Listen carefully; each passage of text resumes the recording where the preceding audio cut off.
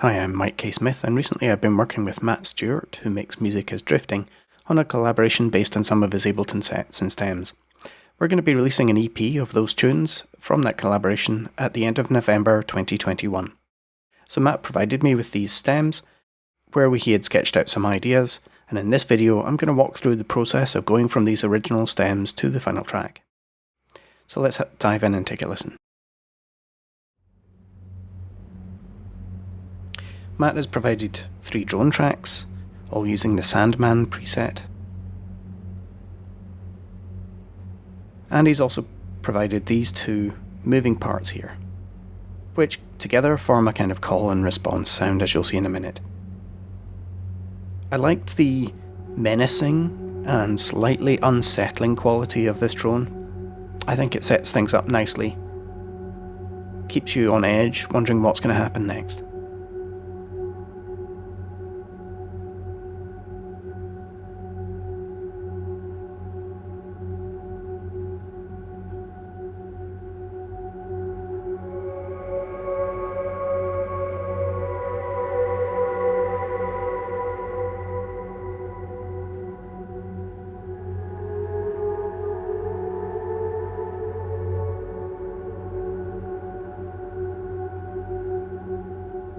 And that lead part there, it's quite subtle. It's also quite melancholy, and I have tried to bring out that melancholy edge in the final track too.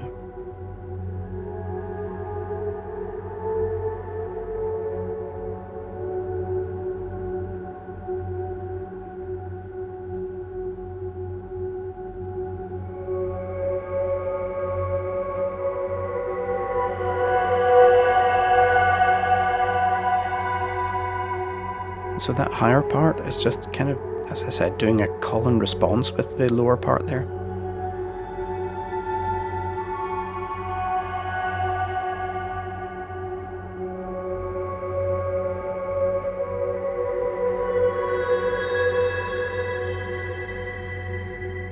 So for the final track, I'm going to try to enhance that menacing, brooding, unsettling quality, as well as enhance and augment that kind of wistful, sad sort of sound from the moving parts.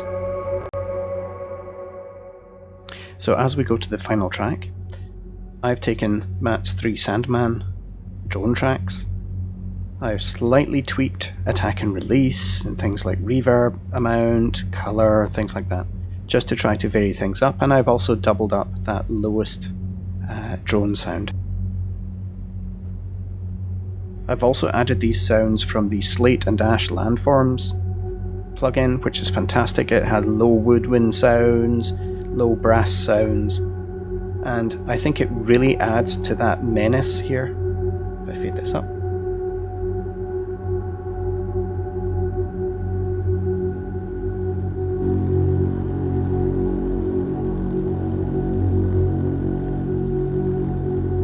So it just adds that growl at the bottom end.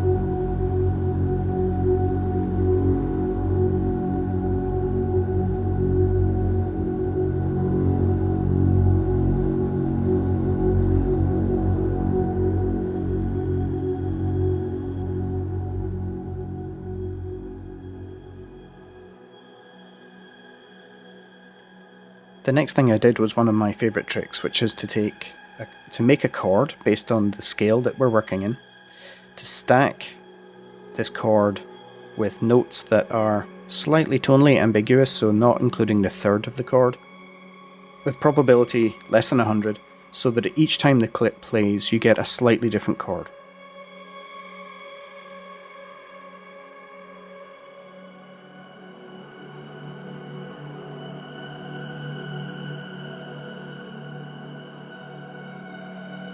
And so that means that for the given stack of notes here, we get just a different feel every time that clip comes around.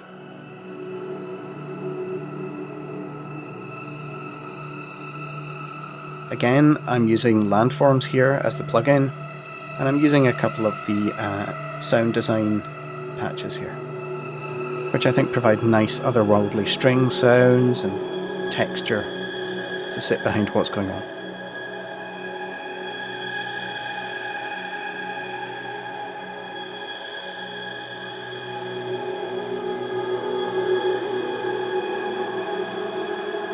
I'm also using Labs plugin to provide super soltasto violin sounds, which is that kind of trembly violin quality.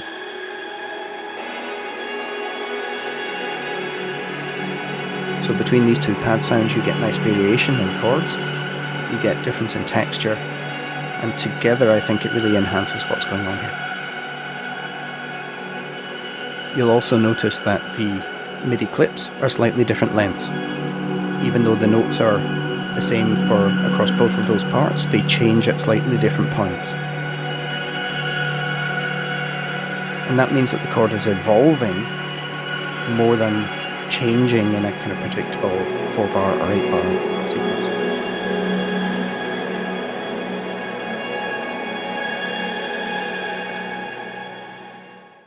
So now let's take a look at the lead sounds. I've incorporated the original Sandman sound. I've also made these MIDI clips, which are based on the notes from the original stems that Matt provided. I've stretched them out, and you'll see with this loop, each time it comes back round it's slightly shorter, and I'm using tricks like inverting and reversing so that each clip is related to the one before in some way, but also slightly different. And again, it just keeps the listener's ear, keeps them interested, because each time it comes round it's not exactly the same. So there's something that is the same each time and something that's different. Okay, so let's hear how those sound together. First the Sandman. Now adding the crystal ball.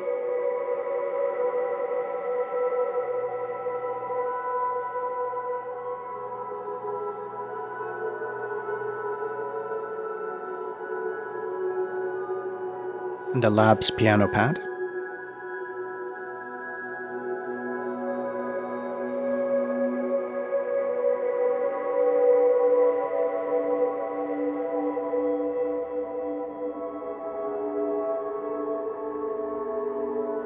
And the Slate & Ash Colors piano improv.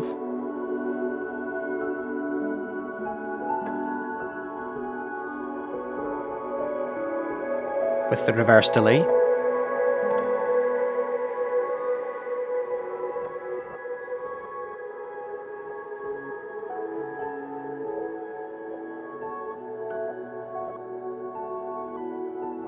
The next one is the Slate & Ash Auras Seance patch.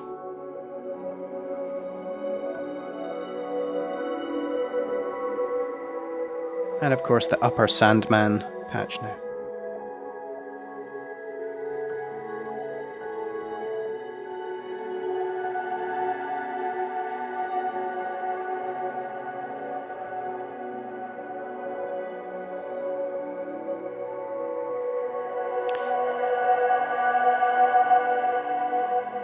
And when we combine these in the final track, I'm trying to have an ebb and flow across all these different lead lines, so that it's not just one wall of sound.